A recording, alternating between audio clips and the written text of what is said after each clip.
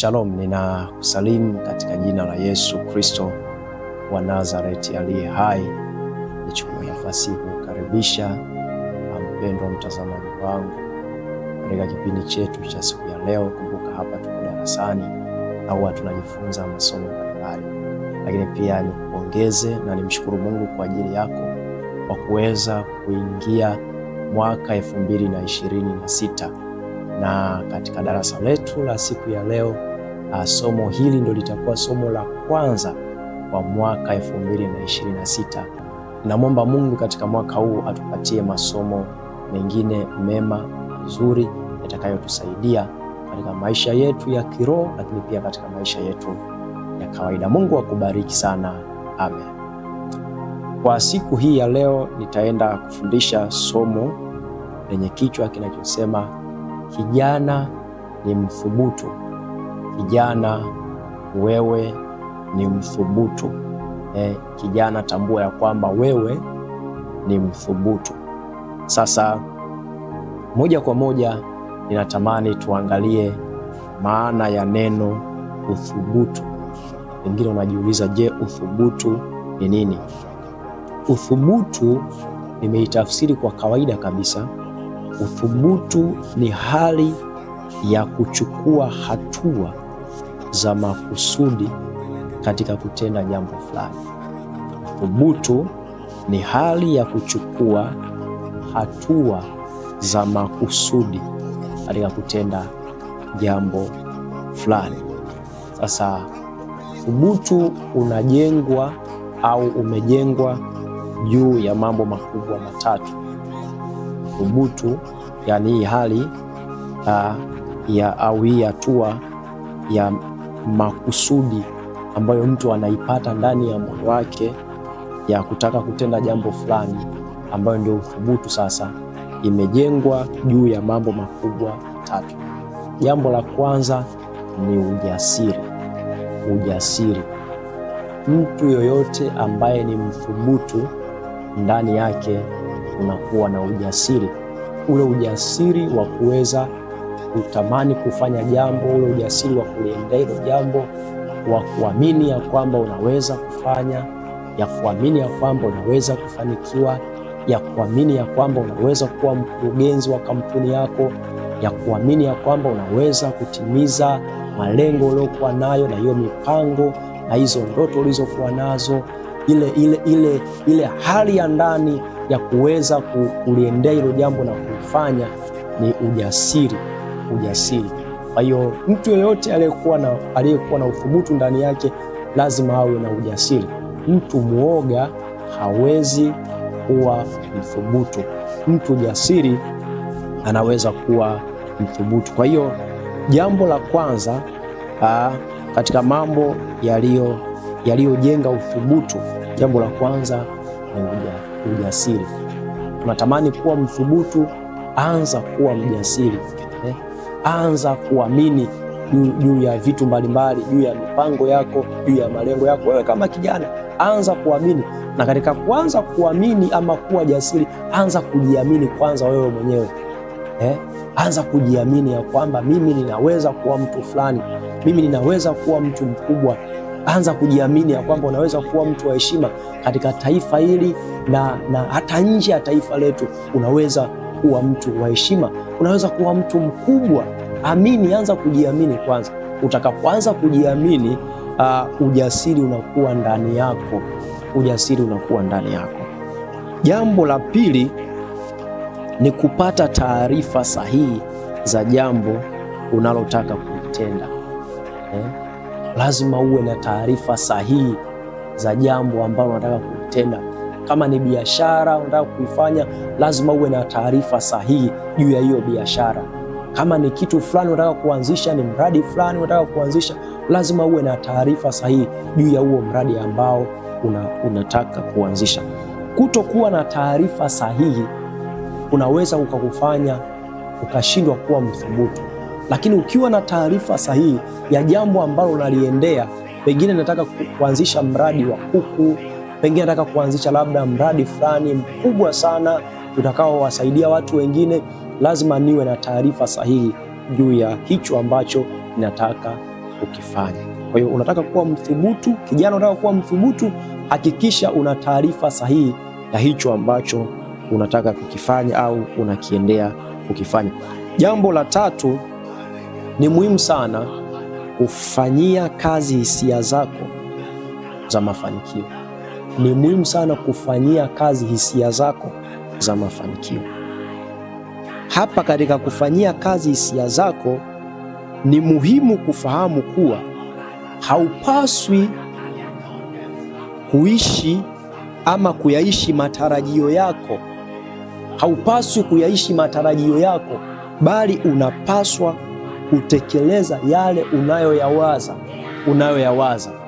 Kuna watu wana ndoto, kuna watu wana mawazo, kuna watu wana malengo kwenye maisha yao. Sasa haupaswi tu kuyaishi matarajio yako, bali unapaswa kutekeleza kile unachokiwaza.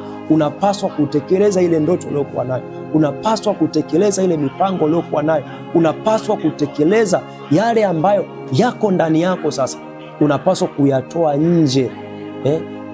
Amua leo hii kutoa wazo lako uliokuwa nalo ndani kuwa tendo.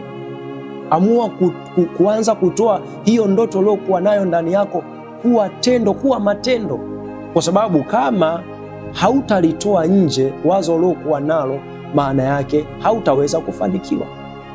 Vijana wengi wana ndoto, vijana wengi wana malengo, vijana wengi wana vipawa mbalimbali, lakini hawako tayari kuvitoa vile vitu nje viweze kuonekana. Kijana mthubutu ni yule ambaye anayeamua kutoa vile alivyokuwa navyo nje, kutoa ndoto yake nje ili ionekane, kutoa maono yake nje ili yaonekane, kutoa mipango yake nje ili ionekane, kwa sababu watu hawatakujua wewe ni nani kama usipowaonyesha kile ulichokuwa nacho. Watu hawatakujua wewe una uwezo wa namna gani kama usipowaonyesha kile ulichokuwa nacho. Ninampenda sana Daudi, alikuwa mthubutu. Daudi alikuwa na uwezo ndani yake wa upiganaji wa vita, lakini hakuna mtu aliyemjua pale. Lakini Daudi alikuwa mthubutu, akawaonyesha uwezo aliokuwa nao. Kwanza akawasimulia, anamsimulia Sauli, anamwambia, bwana wangu, nilipokuwa mimi huko kipindi huko ambapo ninachunga nipo huko ninachunga mifugo yangu, niliwahi kukutana na simba na dubu, nikamuua simba au dubu kwa mikono yangu. Mfalme akashangaa. Baadaye Daudi anapewa nafasi ya kwenda kupigana vita, anaenda kupigana vita, anawaonyesha watu uwezo aliokuwa nao. Haraka nikuambie, kwa sababu ya uthubutu wa Daudi, kile alichokifanya kilimwandaa Daudi kuwa mfalme. Wewe unajiandaa kuwa mtu mkubwa. Je, unaonyesha nini kwa watu wanaokuzunguka? Unawaonyesha nini ili waendelee kukuamini? Wewe kweli ni kijana katika huo usharika, unahitaji baadaye kuwa mtu mkubwa. Unawaonyesha nini washarika katika huo usharika unaoabudu hapo, katika hilo kanisa unaosali? Unawaonyesha nini? Unaionyesha nini jamii ili kesho ije kukubali? Kwa sababu usisubiri kesho ndio uanze kupambania nafasi fulani. Leo unawaonyesha kitu gani? Kile unachowaonyesha ndicho kesho watakacho kukubali, kwa sababu jana uliwaonyesha kitu sahihi. Sasa ni vizuri sana wewe kama kijana anza kutekeleza yale unayoyawaza. Anza kutekeleza, kama ni mipango mbalimbali, anza kutekeleza. Na bahati nzuri Mungu ametupa nafasi kuingia katika mwaka huu wa 2026 tukiwa mwanzoni hapa mwa mwaka huu. Hakikisha unamwambia Mungu, nahitaji kutekeleza mipango yangu, malengo yangu, ndoto zangu. Inawezekana miaka iliyopita umeishi na mawazo tu, umeishi na matarajio, nataka kuwa mtu fulani, lakini anza kutekeleza. Sikiliza nikwambie, kuna mabinti kila miaka wanaomba waolewe, lakini je, wameshaanza kutekeleza kile wanachokiomba? Wameshaanza kutekeleza mambo yao yaliyokuwa ndani waliomwomba Mungu? Unakuta binti anamwomba Mungu vizuri aweze kuolewa, lakini ukimtazama hatekelezi kile alichokiomba. Maana yake nini? Haishi sawasawa na kile ambacho amekiomba, kwa sababu binti ameomba aweze kuolewa, apate mume, apate mwenzi wa maisha yake, lakini maisha yake yanakataa kile alichokiomba. kwa namna anavyoishi. Angalia matendo yake anayoyatenda, tabia anazozifanya haziendani kabisa na kile anachokiomba. Anataka kuwa mke wa mtu, lakini maisha yake, tabia zake hazijatulia. Tabia zake ni za hovyo, matendo yake ni ya hovyo, vitu anavyovifanya ni vya hovyo, vinakinzana na ndoto aliyokuwa nayo. Unahitaji kufanikiwa wewe kijana mwenzangu unayenitazama, hakikisha unatekeleza kile unachokiwaza, unatekeleza kile unachokiomba, na jiweke kama mtu ambaye uko tayari kupokea kile ambacho umekiomba. Umeomba upate mwenzi wa maisha yako, anza kujiweka tayari kama mume wa mtu, anza kujiweka tayari kama mke wa mtu. Usiongee ovyo ovyo kama wengine. Kuwa na nidhamu, kuwa na adabu, ishi vizuri, kwa sababu haujui huyo uliyemuomba anatokea wapi. Haujui, kwa sababu haujui huyo ambaye umemwomba Mungu atamleta kutokea wapi. Inawezekana umemuomba Mungu akupe mume, lakini mume wako kumbe yupo kwenye jamii hiyo hiyo unaoishi naye. Sasa usipojifunza kujiweka na kujiandaa na kuwa tayari, unaweza ukampoteza yule ambaye umemwomba. Bwana Yesu asifiwe.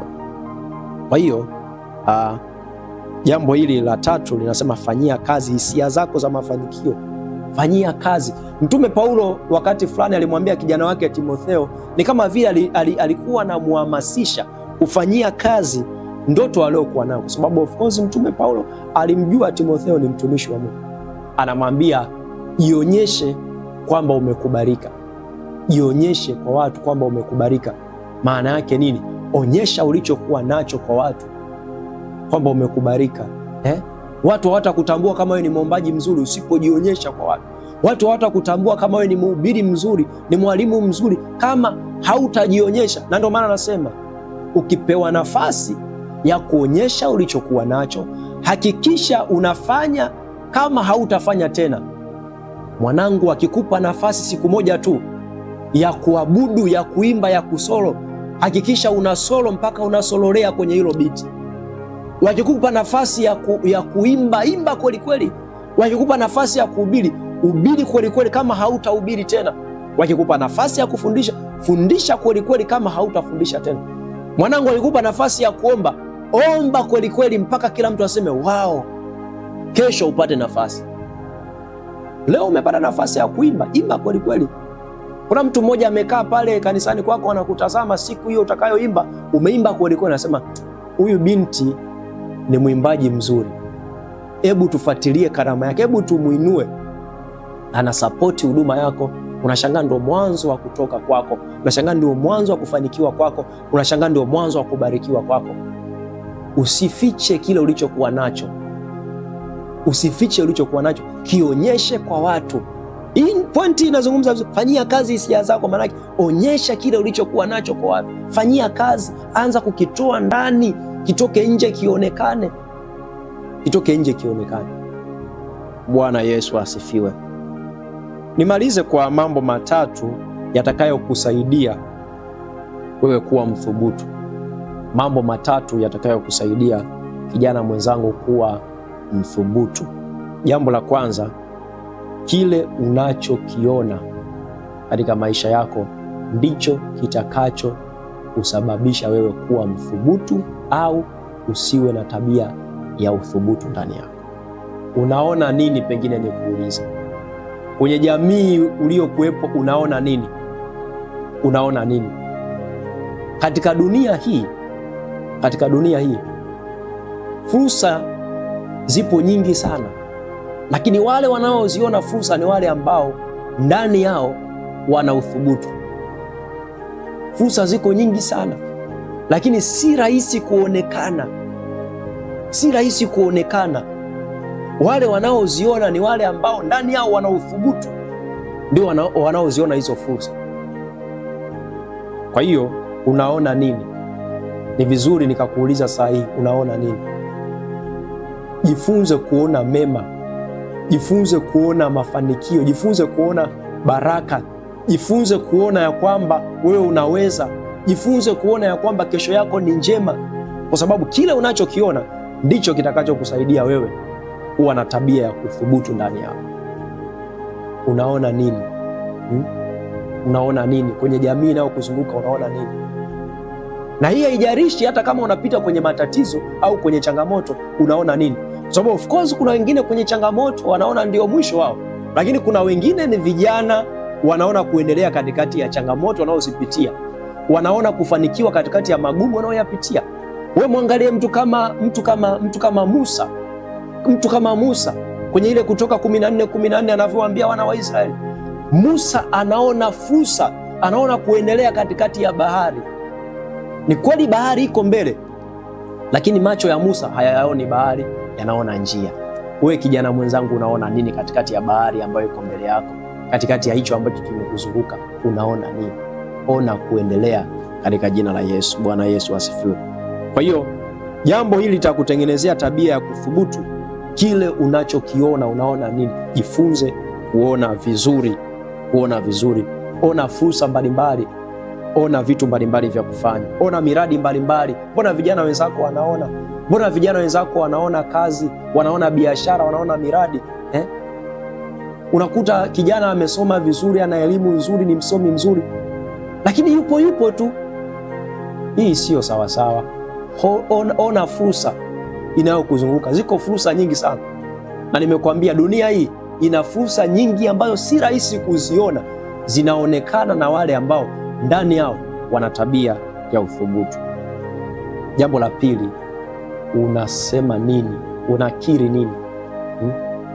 Kile unachokikiri katika maisha yako kitakutengeneza kuwa mthubutu. Hapa tumeona mwanzoni, mthubutu ni mtu ambaye ndani yake ni jasiri. Hauwezi kuwa jasiri kama hautakuwa unakiri mambo mazuri, mambo ya ushindi. Kwa nini unakiri udhaifu? Kwa nini unakiri kukwama? Kwa nini unakiri kuto kuendelea? Mtu mthubutu ni mtu anayekiri ushindi katika maisha yake.